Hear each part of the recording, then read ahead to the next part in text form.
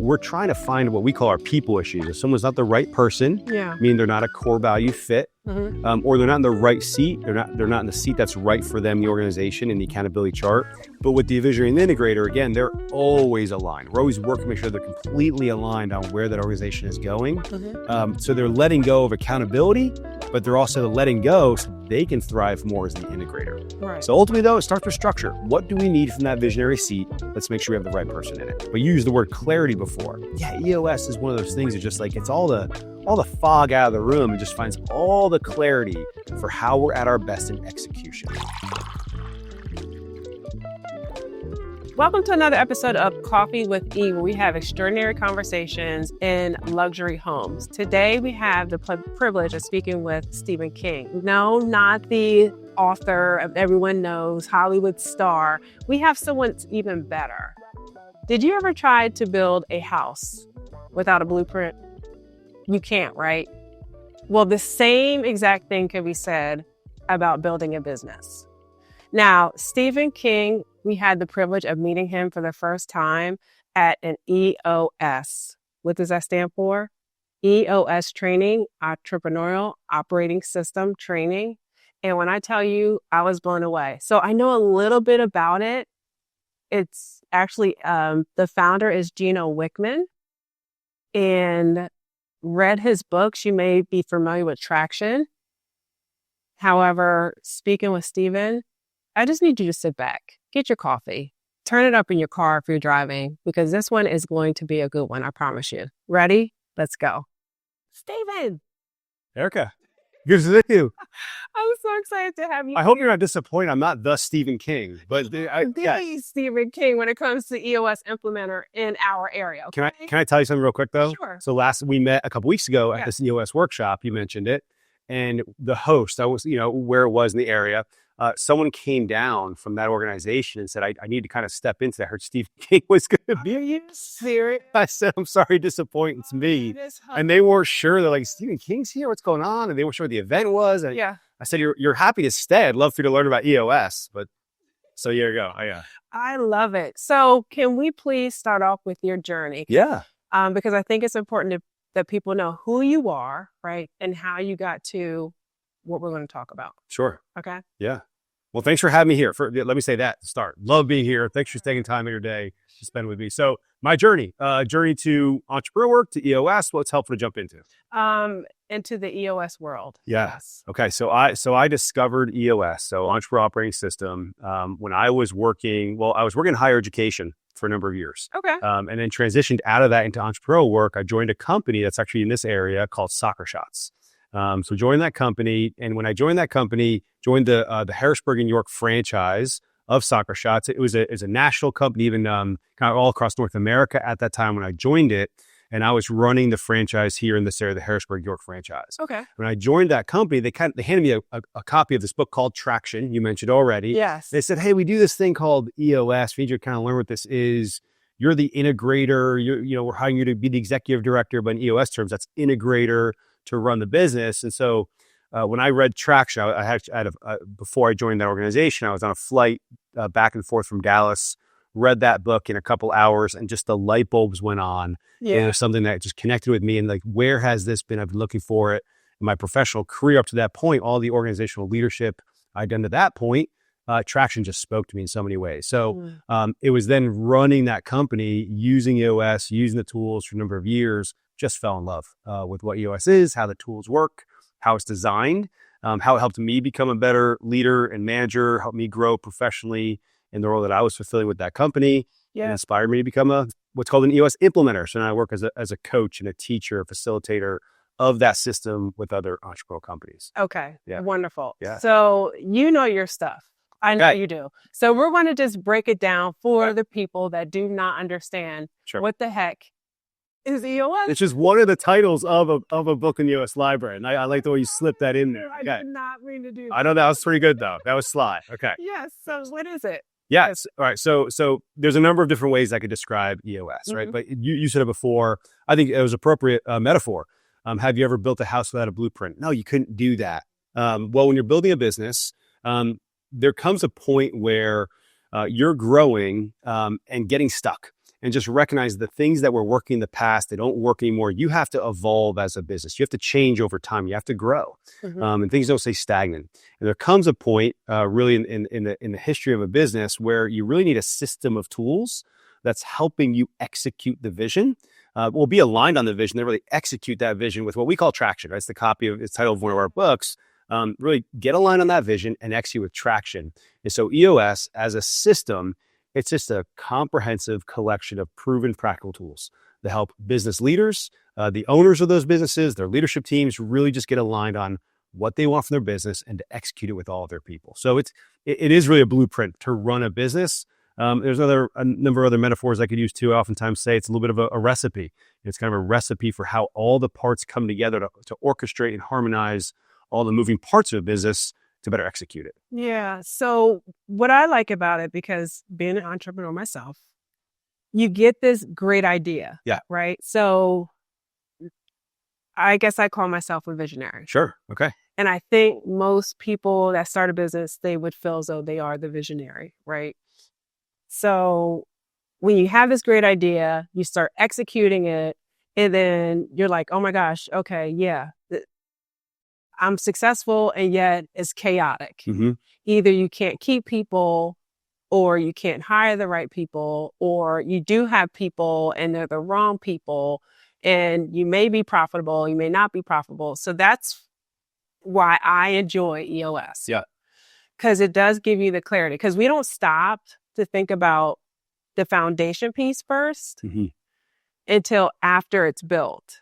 So yeah, I'm just excited. I'm all over the place because I'm really excited. I just want everyone to know about it. So if you are a new business starting, where would you have them start?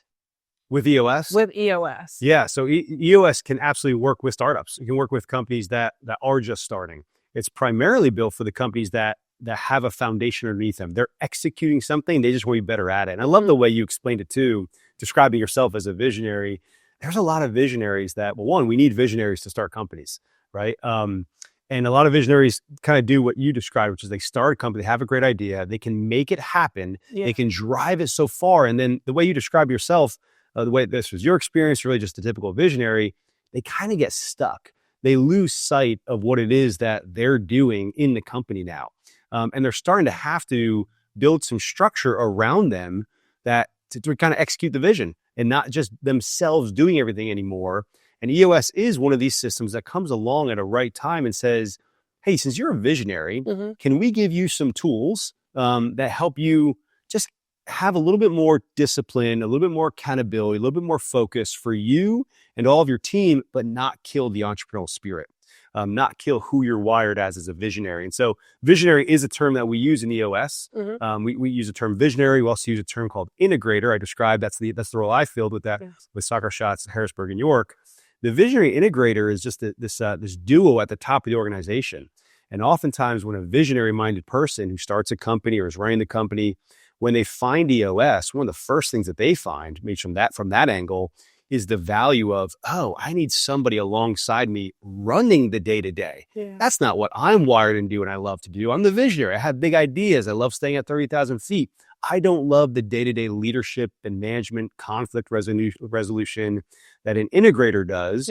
That's oftentimes one of the first kind of aha moments that visionaries have. So truly for the visionary, maybe that's right for EOS. I would say, well, one, read traction. Use the tools. Also, connect with implementers, learn about EOS, and start recognizing that you don't have to change who you are to continue running a great business, but you need to evolve it. You need to kind of implement some tools around you and some people around you in the business so you don't kind of get burned out from what you're doing, but still find new levels of success. Right. So when you read traction, people may be like, well, I don't even know where to start is retraction, right? However,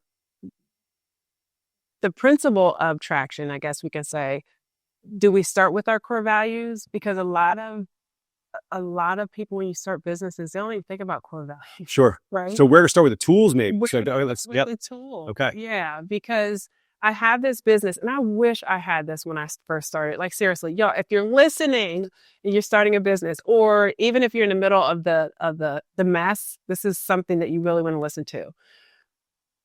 I think it's important for us to drive home like the foundation piece so they're able to build on that. Like, what is the foundational piece that they should start at, whether they're starting their new business or they're actually in the mess and want to restart? Sure.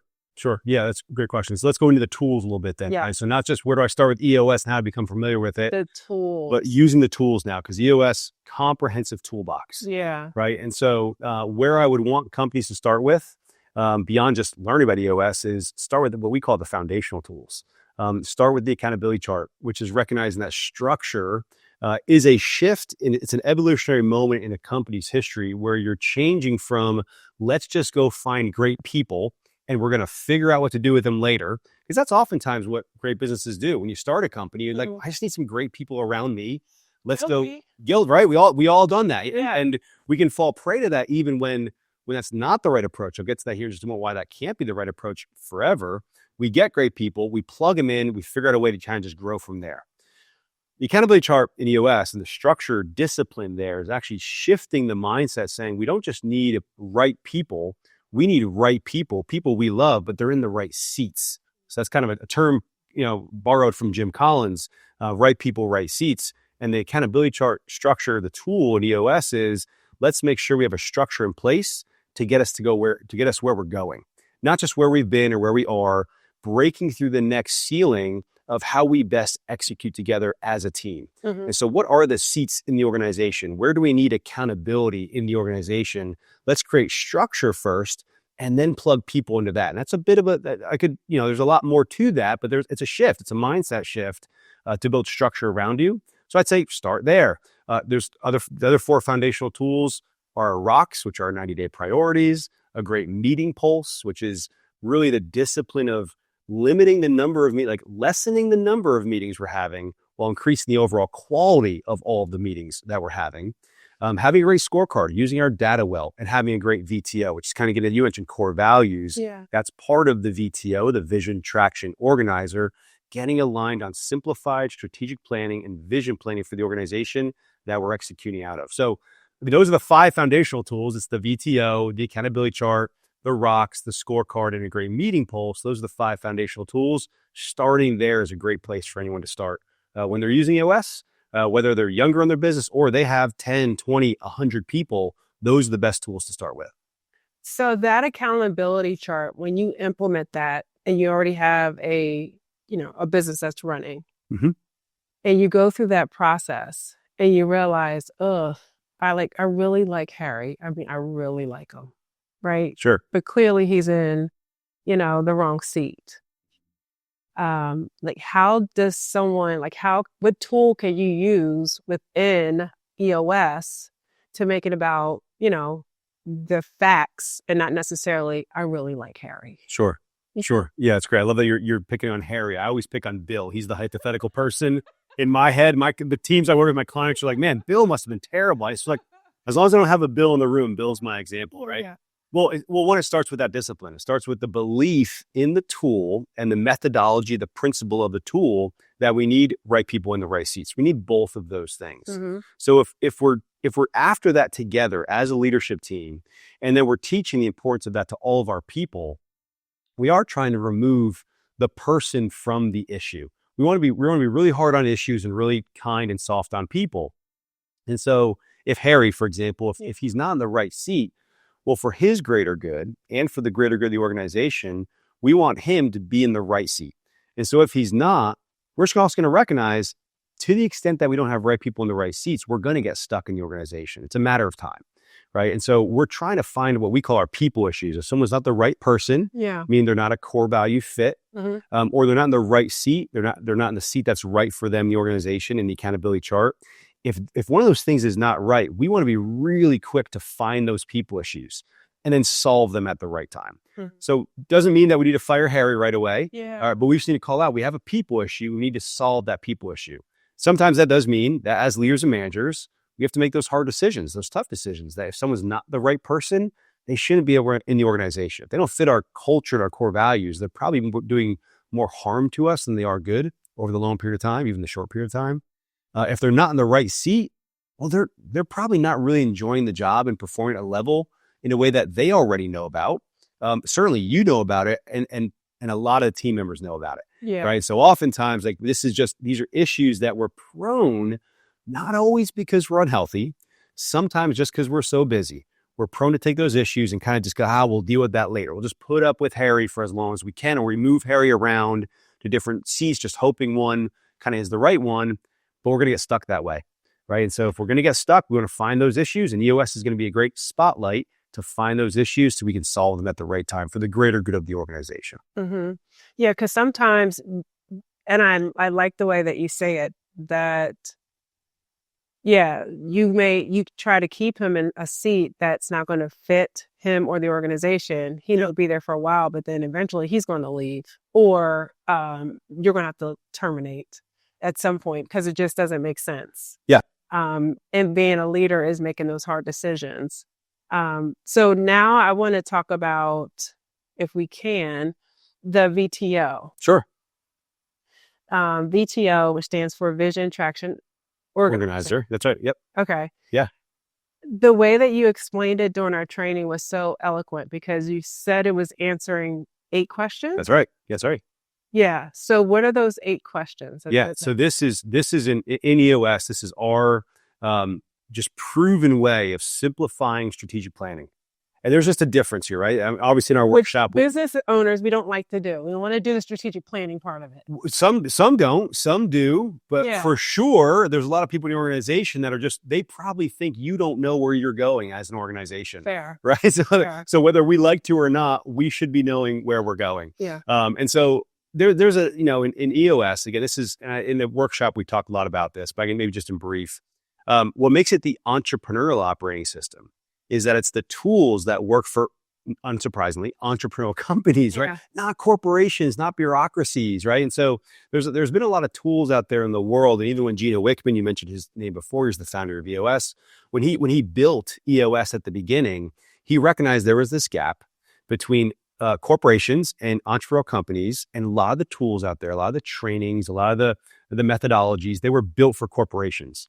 And so a typical strategic planning retreat for a lot of organizations is, let's go take 2 or 3 days. Mm-hmm. Let's just go into the mountains somewhere. Let's spend hours, if not maybe even a week or 2. And let's just get, big dreams. We want to find big dreams. We want to like just cast where we're going. And we start creating these 10 or 20 or 50 page strategic plans that's actually built with a lot of great vision, Mm-hmm. but doesn't actually show up in the day-to-day of the organization, because corporations can kind of do that. Yeah. Right. In entrepreneurial companies, we don't really, there's not really a return on that investment that's worth it to us. Right. We want to find simplified strategic planning. We want to really focus on executing, right? So that's traction, right? Even in EOS, we have the 6 key components of the business that we're strengthening. Vision is one, and traction is one. Yeah. We want to turn vision into traction. So the VTO, right? The 8 questions of the VTO. It's the simplified strategic planning. It's alignment on the answers to 8 questions. And that's alignment starting at the top with the leadership team. So truly, I've seen entrepreneurs that are solopreneurs running a business by themselves. Yeah. The VTO is helpful. The answers are helpful to get out of their minds, out of their head. Well, where am I going with this organization? What EOS is truly built for is the companies that they're approaching 10 or more people. So 10 to 250 employees.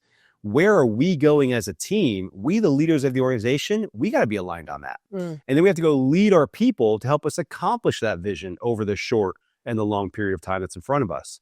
So those 8 questions, right? So there's my tee up, right? What's the VTO? Yeah. What are those 8 questions?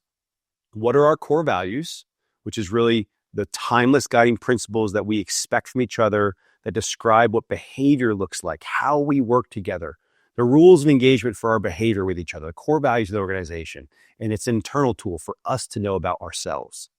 Our core focus. Mm-hmm. Some people call it mission statement or vision statement. We call it core focus. It's made up of 2 components. Why this business exists, like what's our passion, and what is it that we actually do? Again, helping us know internally what that is. And really, I'd say, let me pause. Those are 2 questions, the core values and the core focus. Those are big ones though. Yeah. And let me pause and say this. As we work through these questions, it's not that the answers don't exist. Mm-hmm. Oftentimes they do, but they exist in slightly different ways in the minds of all of our team. And so the alignment on the answers to these questions is so powerful. So, I've worked with teams that core values, they don't have them. Core focus, they don't know really what they do. They're kind of like, they're serving too many markets, or they think they're trying to be all things to all people. And you can't operate that way. You get stuck that way. But there's plenty of organizations I work with, they have a great culture. They have a great core focus. And there's other answers to the questions in a moment. They have these things, but they can get better aligned on them. When you're better aligned, you can better execute. So core values and core focus, what we call the 10-year target. Where are we going over the long haul? Like, what's our North Star that we're chasing? Our marketing strategy. Who is it that we're talking to? What's our message to them to get the best return for our sales and marketing energy and resources? Our 3-year picture. 3 short years from now, really, what does this organization look like? Really galvanize in our mind's eye, where are we going as a team? It's an orientation of the direction in which we're heading. Then it's our 1-year plan. Over the next year, what are the true 3 to 7 goals for the year? The most important things we have to execute over the next year are 90-day rocks. So every 90 days at a time, we're getting focused on our priorities, always making sure that we're energized and focused on getting the most important things done in the organization. And the 8th question is what we call the issues list. Like, what are the big problems that we're trying to solve, or what are the opportunities we're trying to take advantage of? Just get out of our mind all those things that usually get stuck in there. They're the obstacles that we need to overcome, or the new ideas we need to implement. Let's get them out of our minds, put them down on paper together so we can be aligned on them together. So at the right time, we can solve them, either to make a problem go away or take advantage of an opportunity. Right. So those are the 8 questions of the VTO. I have to kind of unpack those more. Those are the 8 questions of the VTO, and it's so powerful to get aligned on that. And in EOS, we have a rhythm and a cadence by which we're always updating the VTO, making sure that we're always just like complete discipline and focus on being aligned together as a team. Because again, to the extent that we're more aligned, we can be better executing on that alignment. Hey, I'm hoping you're enjoying this episode of Coffee with E. I had to take 30 seconds to share with you one of our sponsors for this episode, Top Construction. They are a premier construction company located in Central PA. So if you live in Dauphin, Cumberland, Lancaster, and Lebanon counties, you want to check them out. Not only are they reliable, they are reasonable, and they get the job done. Now, let's go back to the episode. So with the 10-year plan, are we revising that every year when we do our strategic planning sessions? Or is that 10 years, is that something that we keep the same and we could just review it? I don't know if there's a recommendation. Is there like a process or a methodology to that? Great question, right? So when we said it at the beginning, as a team, we're saying, where is the business going over the long haul? We want it to be something that's inspirational for us. We want to be energized to think about accomplishing it. We want it to be something that unites the team. So it's not just the owner of the business. You can certainly have a financial 10-year target. Say, we want this company to be a $50 million company. You could say that, right? But you also want to say something, if you can, that unites the team. So the rest of the leadership team, the rest of all your people, where that's 10 or 200, make sure your team is united around the saying, like, we're together going to accomplish this. And it's also a catalyst for change. It's also something that makes you kind of scared. You kind of go like, I have no idea how we're going to get there. We're going to have to change in order to make this possible. And that's a little bit of what we want, right? Because we want to think about the change that's going to happen over the period of time that we're chasing it. So when we have those things and we have it in place, it can change over time. One, when we hit it. So if we hit it, let's always make sure we send another 10-year target out, or sometimes is referred to as a core target. We don't know how long it's going to take us, but whether it's 8 years or 15 years in the future, we're not sure, but this is what we're after. Let's make sure we're always chasing something that's outside of our reach. The extent that we're doing that, we're not going to get burned out from accomplishment. We're not going to get bored with what we're doing. So we may hit it. Let's change it. If it's ever wrong, we should change it. So if the team ever goes, this isn't really what we want to accomplish. I thought it was, but we're kind of like, we're not really inspired by this anymore. Well, then change it.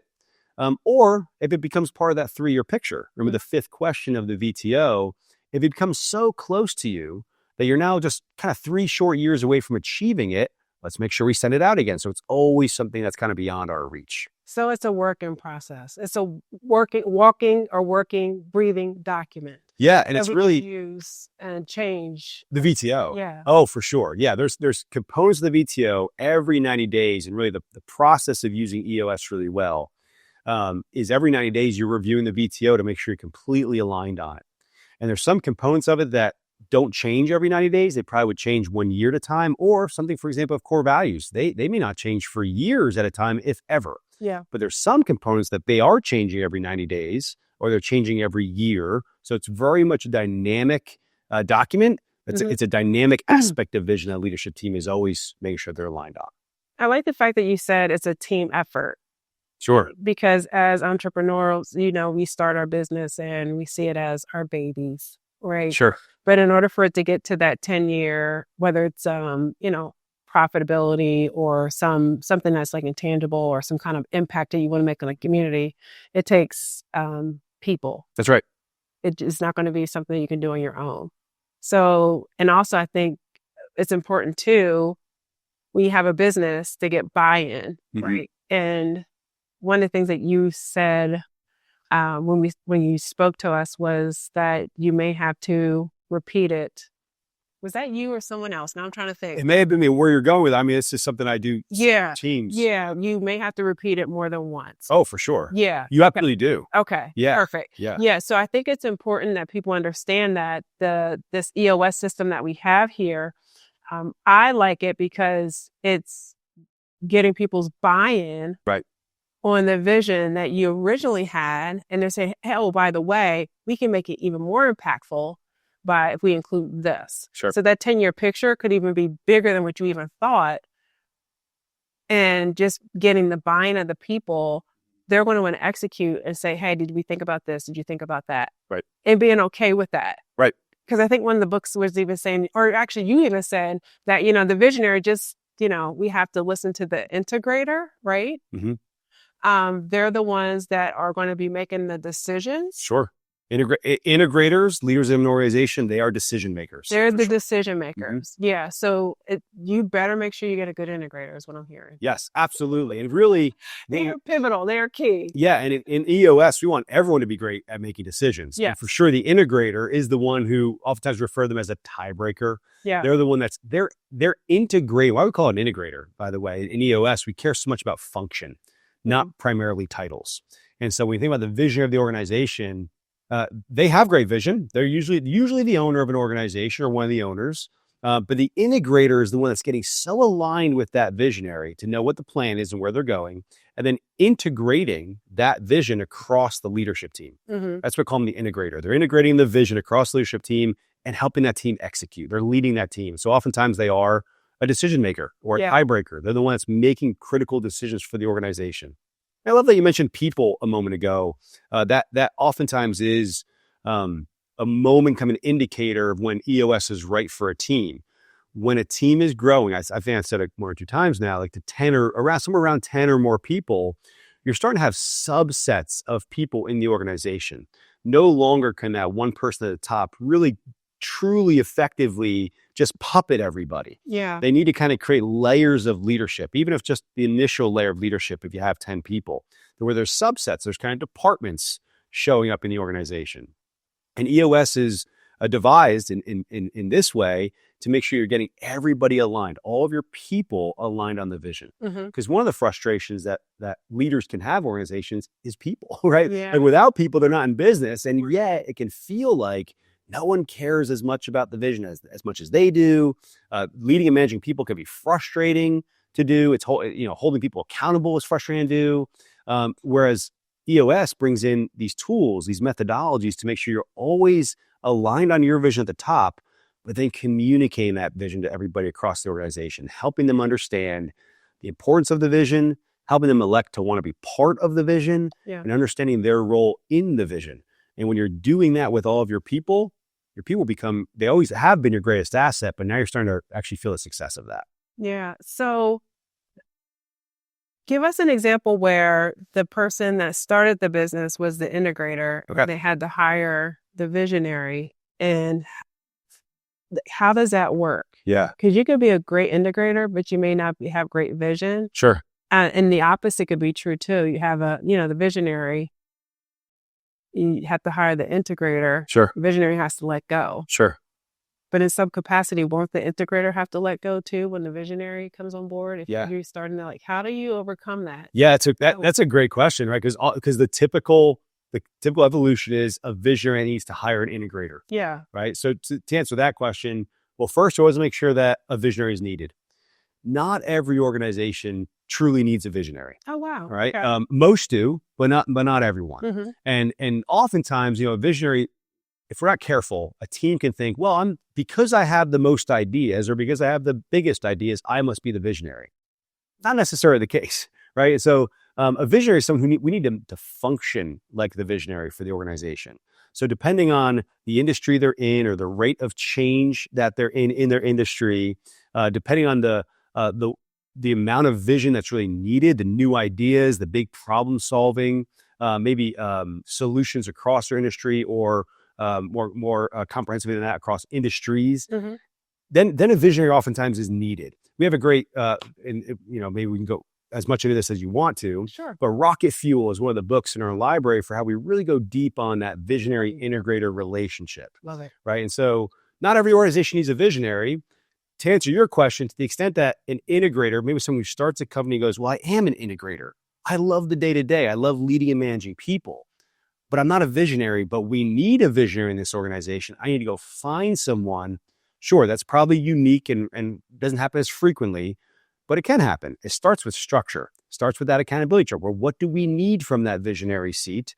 And now let me go look internally or externally for that person to come in and join the team who's going to be that ideas-minded person, who's going to be the person that is bringing solutions to us, initiatives to us, opportunities to us, beyond what's beyond our scope of doing, or beyond maybe my scope as the integrator. So that could happen. And when that happens, there is some that's letting go of the vine there a little bit. Right? You mentioned that. How do they let go? Yeah. Well, they have to let go really of the accountability of being that ideas person, being that visionary person for the organization, and trusting that person who's now above them on the accountability chart to fill that role.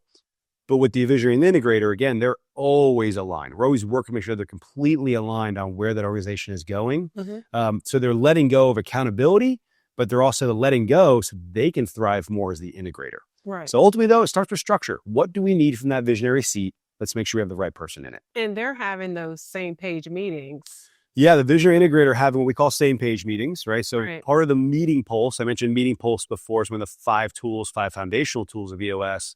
We want all of our meetings to be great meetings. We want to have, by the way, we want to have less meetings, or at least the right number of meetings, which oftentimes for most organizations, when they start EOS, they start finding that so many of their meetings are not needed. they're wasted meetings. Do just fine. Right. So let's get rid of some meetings, but also increase the overall quality of meetings. So meetings and meeting pulse shows up in different ways in the organization.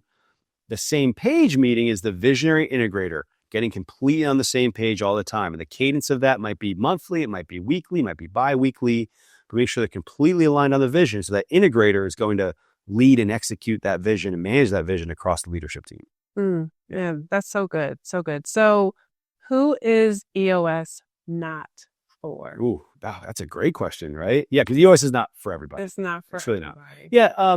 So EOS, mentioned, just to circle back to what we said before, EOS tools can work well for companies that are in startup phase, or they have 5 or less people or 7 or less people. The tools can work because it's a toolbox. And so you may open up a toolbox and say, hey, here's a better hammer. It's a better way to set goals over the course of a year. It's a better way to get aligned on priorities every 90 days at a time. Oh, here's a great way to run a better meeting. So we're actually solving issues in meetings, not just wasting our time getting a meeting going like, why do we even meet? Our meetings are terrible. Our agendas are bad. Nobody does anything after them. There's better tools in the toolbox that can help anybody. So I want to not speak to them as much anymore. Okay. I certainly can, but not the answer to this question. Yeah. Right. So as we think about the teams that are right for EOS, kind of that they're really at 10 or more employees. And 10 and really to 250. Although I work with teams that have vastly more than 250 employees, and large organizations can run really well on EOS. Oh, wow. So it's really that 10 employee to 250 employee. That's really a sweet spot. If you're in that sweet spot, why would EOS not be right for you? Well, one, because it's going to bring a certain amount of discipline, accountability, and focus that a leadership team needs to embrace before you'd expect it from anybody else in the organization. So if you're a team that isn't willing to be healthy, isn't willing to grow in trust, to grow in being open and honest and transparent and vulnerable with your leaders. If you're not a leader or a leadership team that can do that with your people, EOS is going to frustrate you because it's going to really bring you the opportunity to be transparent and open and honest and healthy as an organization. It opens up the curtain. It absolutely does, right? So EOS is just a spotlight. It's going to show you all the issues that you have in the business. Again, issues are opportunities and also problems, everything in between. It's really just something that we as a leadership team got to get aligned on and we got to execute out of that alignment. So if you don't want to grow, right? If you don't want to be healthy, if you don't want to trust, EOS is going to really not be a great fit for you. If you don't want help, really, that's even maybe EOS can work well for some companies. They may self-implement and do it really well, but never want to work with an implementer, and that's okay. One of the reasons maybe they wouldn't want to work with an implementer is they just don't want help. They don't want to be coached. They don't want some accountability, some outside eyes coming and saying, hey, here's the proven process for how to do it at its best. They just want to kind of have it be their system too.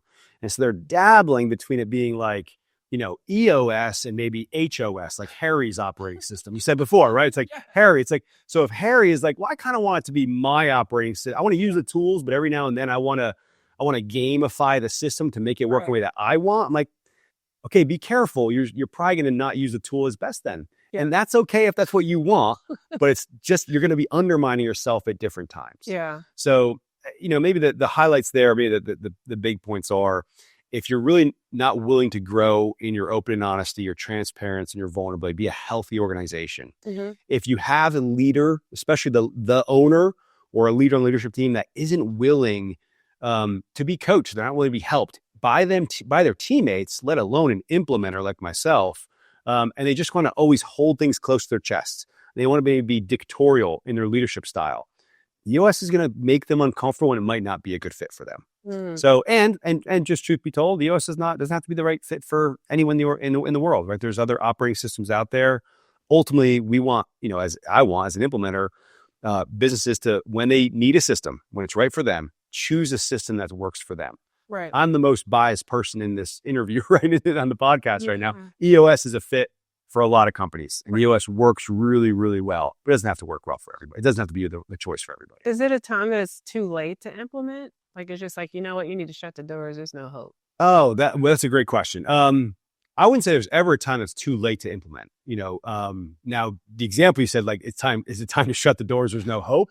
Well, I don't know. Maybe at that point, it might be too late for anything to help at that point. Right. I'm probably of the mind that it's never too late. If you're growth minded and you're willing to humble yourself in a good way. I mean, if you're willing to be growth minded and learn, you're willing to evolve and adapt and grow, that's a mindset. It's an abundance mindset that anybody, if they're willing to apply it, well, in their business, they can get unstuck. Right. So oftentimes when someone wants to close their doors or say we can't, hey, shut it down, everybody, we can't go any further. Well, they're stuck. Yeah. They're stuck. And so what we want to do in EOS, what I'd love to do is, well, why are you stuck? And if you're abundance minded and you're willing to grow, you can get unstuck. It won't necessarily be easy and it won't necessarily be painless, but you can get unstuck. So in that regard, I'd say it's never too late for someone to start with EOS, especially there's a lot of entrepreneurs and owners that they think it's too late and it's absolutely not. Yeah. I've worked with plenty of teams that they're just like, we were at our breaking point. We've tried everything else. Nothing's working. Let's give EOS a try. And then a year later, 2 years later, they say, this was exactly what we needed. We thought we were done, but now we're thriving in a way that like never before. So they thought they were unable to be helped or healed, but they weren't. They were just stuck. They need to get unstuck. EOS gives the clarity that we didn't know we needed as entrepreneurs. That's how I see it. Yeah. Because like you said, there are core values that already exist in the company, but they're just not written down on paper to see it. Like it just allows you to flush it out. Right. It's like that's the best thing ever. Right. And even being able to focus on why you truly exist. Who is your target market? Right.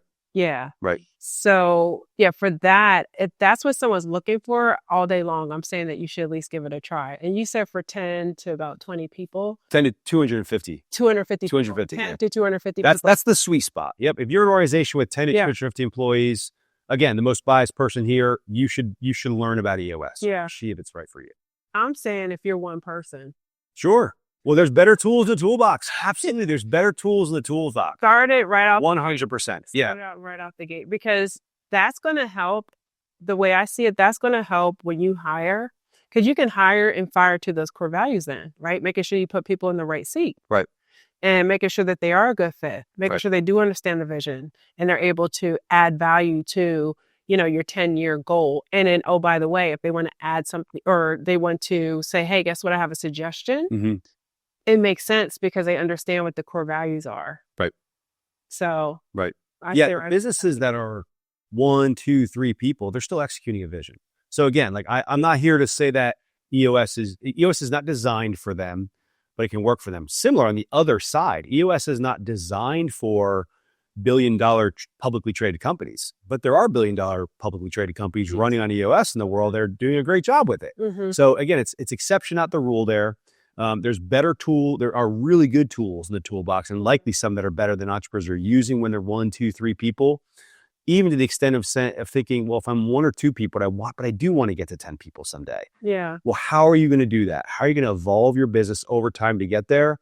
EOS can bring a roadmap. It can bring the tools going to help you discern those decisions that will help you stay on track to execute that, whether it takes a year, 2 years, or 3 years. So start using the tools, of course. And if you are a 10 plus employee company, learn about EOS. Yeah. And then about the titles, are there no longer titles with EOS? Like in the accountability chart? Yeah. The accountability chart, like, is that even a thing now? Well, so I don't focus on titles with my teams, with the clients I work with, teams I work with. Now there are titles, right? So director of this, manager of that, and titles are not inherently a bad thing, but there's nothing inherently wrong with them. And so there's plenty of teams I work with, their business card says vice president of such and such, but in the accountability chart, when we're really communicating with our team and knowing internally how we work together at our best, titles oftentimes are confusing or they're misleading. Yeah. They're distracting, right? And so whether someone's the vice president of this or that, I'd say that's actually not the most important thing. What area of the business are you bringing accountability for, right? Because every business is executing sales and marketing, and every business is executing operations, and every business has to be strong financially. Every business in the world has to do those things. Yeah. How do those things show up for us in the organization? And as we evolve and grow into departments and subsets of teams, titles can be distracting. So let's avoid titles internally, make sure we're really focused on the function of the seat that I'm in. And then the accountability, the major things that I'm owning in that seat. So when you look at the accountability chart, you go, I can see who's owning what in the organization. And now we understand more of why we work together at our best. Again, not because we're not trying to already do this, but you used the word clarity before. Yeah, EOS is one of those things that just like, it's all the fog out of the room and just finds all the clarity for how we're at our best in execution, which is why execution and traction is what we're so focused on. Yeah, this is really good. Really good. Okay, we could go on. We even said that before we even shot this episode. We could go on forever talking about EOS, and we're not. However, I thought it was important to give everyone that's out there at least 1,000-foot view of what EOS can do for your business. And if you're interested in getting an understanding on how this actually can help your business grow, we have 2 options for you. So I believe Steve said he was going to give us a link to the first chapter of Traction. Yes, that's right. Yeah. And then also he is available as you could hire him to be an implementer if you're interested in learning how you can actually implement this in your own business. And Steve, how can they contact you? Sure. And give them a little of what they can expect? Yeah. By hiring you? Yeah, absolutely. Well, and I say before you would ever decide to hire me, know this: one of our core values in EOS, one of my core values, unsurprisingly, or maybe let me just tell you, it should be unsurprising, but maybe it is. In EOS, we run on EOS, right? So I use EOS in my work as an EOS implementer. So I have core values, just like every team I work with has core values, and one of mine is help first. And so, truly, if working with an implementer is right for you, please work with an implementer, whether that's me or someone else who's a certified and trained implementer. There's 840 implementers around the world right now. Yeah. Right. Great group of implementers. And so find the person that's right for you. But any one of us, myself for sure, we're help first. And so if you're listening to this or you've heard about EOS, you just want to learn more about it, reach out anytime. There's no presumption on my part that you have to hire me for me to help you. So know that, right? So if you call or email and say, Steve, we're using EOS, we want to learn more about it. What can we do? I love having that conversation. Please know I'm never going into the conversation with the presumption that you're going to hire me. And so anyone who does reach out to me says you want to learn about it. Well, if you have a team or whether it's you as the solopreneur, but really if you have a team of people, I would love to do what I call a 90-minute meeting with you as a team and a leadership team to help. We did that workshop that was 3 hours long. Yeah. Well, I'm going to just kind of condense all that information and the right amount of information, the right pieces of it into 90 minutes, right? Help a leadership team really get aligned on what EOS is, how it works, and help them decide if it's the right fit for you, right? So if it's a right fit for you, you're going to choose, well, do we want to start using on our own and use some of the tools, or are we ready and wanting to work with an implementer? And then that's what I do with teams. I work as the coach, the facilitator, and the teacher of EOS with those teams. Oh. So for sure, reach out at any time. The best way is to reach out to me. My cell phone number is 717-220-5241.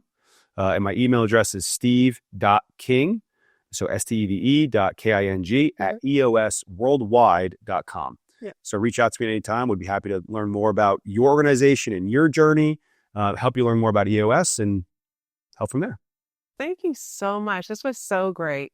So to wrap this all up, if you are a new business owner or if you have been in the entrepreneurial world for forever and you're struggling on how to get your business to the next level, how to streamline your processes, how to get clarity around what truly is your niche, your core values, and just how to run your business like a business, this episode is probably one that you want to save and re-share and re-review and all those things. And plus reach out to Steve. I think you'll be set up for 2025. And I want to thank you for watching. And until next time, we'll see ya.